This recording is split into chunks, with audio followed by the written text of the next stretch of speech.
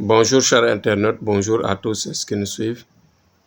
Aujourd'hui, je vais parler d'un cas, d'une situation bizarre qui s'est passée à Dakar, c'est-à-dire une vieille dame qui a été cueillie derrière un bâtiment, derrière un immeuble de 5 étages et bizarrement, ou 6 étages je pense.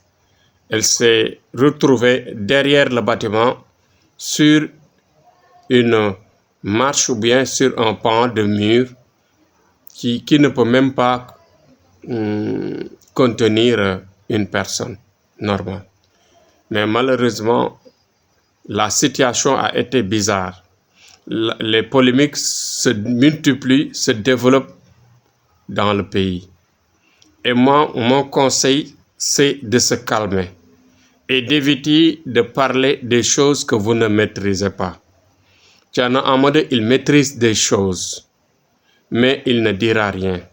Moi, je dis que il faut toujours penser dans le bon côté.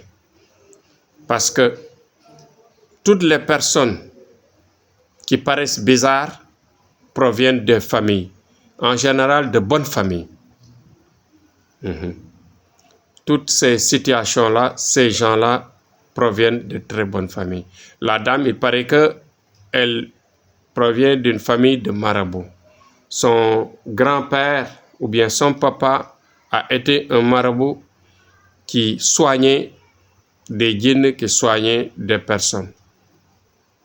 Et en général, pourquoi nous demandons les sacrifices et que nous tenons coûte que coûte à ce que les gens payent les sacrifices?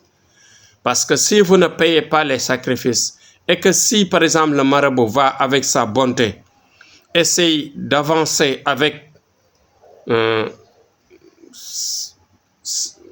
dirais, avec sa propre volonté, c'est-à-dire ne respectant pas les normes, parce que la science du marabout, la science du travail, des services du marabout exige des normes, exige des sacrifices, exige des choses.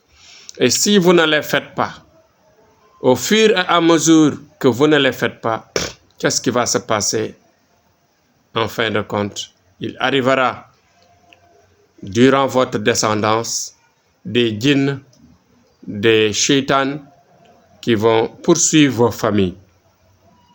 Et tout récemment, hier, je n'avais pas encore vu cette vidéo, j'avais parlé sur le surnaturalisme, c'est-à-dire comment nous, les marabouts, nous recevons les djinns.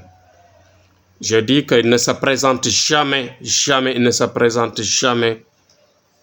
Je ne dirais pas jamais, jamais c'est trop dire, ne se présentent pas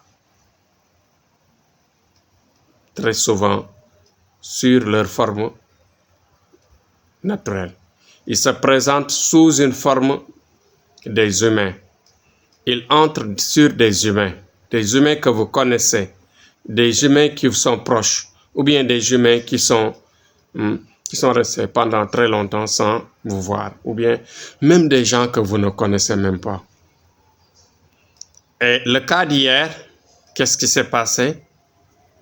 Moi, d'après ma science, d'après mon expérience, d'après ce que je vois avec, c'est-à-dire le petit-fils, la descendance des marabouts féticheurs ou bien des marabouts soignants des cas de maladies qui sont provoqués par des djinns ou bien par des shaitans, en général, ces vents-là attaquent, ces esprits-là attaquent vos petits-fils, attaquent des personnes.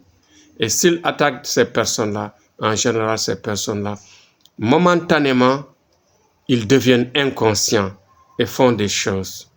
Au moment où ils font de ces choses-là, ils ne sont pas eux-mêmes.